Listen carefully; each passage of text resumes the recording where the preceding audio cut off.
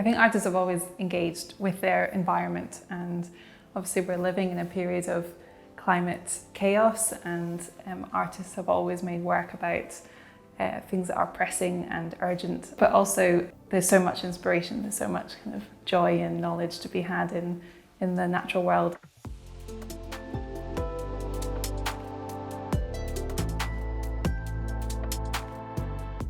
Moths are definitely an indicator of climate change and are really significant in terms of our understanding of biodiversity and biodiversity loss. They are principally nocturnal, so often we can't see their decline if we're not kind of being observant to it.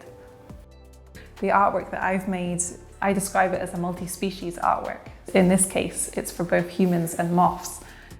So the idea is that moths are attracted to this ultraviolet sphere, the kind of moon-like orb, which I chose because moths are known to orientate themselves by the stars and by the moon. So this is, so they're attracted to this light source, and moths will fly underneath the light source. When they get into the internal space, it should be much calmer, much darker, and that's where there'll be all this gathered foliage, so they can go down and nestle inside.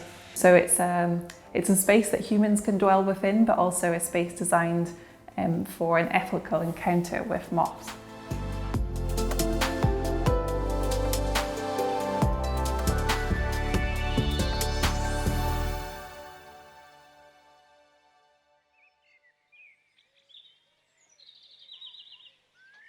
I'm just collecting some plants which are commonly pollinated by moths. So these are some plants which grow abundantly in the reserve but provide a sheltering space for moths within the sculpture, and also a food source.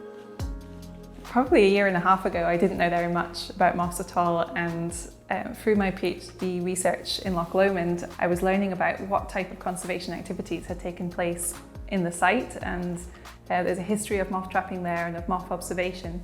So I was interested to learn more about it. The first experience of opening the moth trap was transformative, really. I think this whole project that I'm working on at the moment really stems from that experience.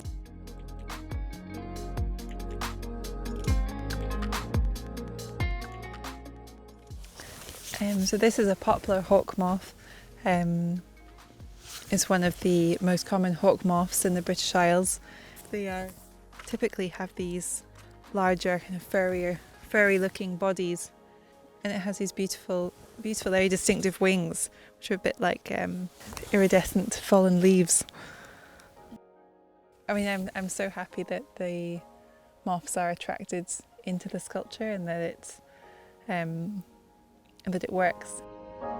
Today, for the first time, I saw some people interacting with it, some people who knew nothing about the artwork, who just came across it and were really excited, and it sunk in a little bit then, and it was really nice to see people enjoying it.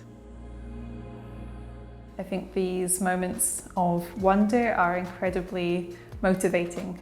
If you ask people who've devoted their whole lives to understanding and protecting perhaps a single species, they can often trace their motivation back to a single encounter, something that profoundly changed how they thought about the world. And I think experiences with wildlife can do that, but I also think experiences with artwork can do that. So I think that if one person has a moment of encounter, a moment of wonder like that in the moth coat, that would be amazing.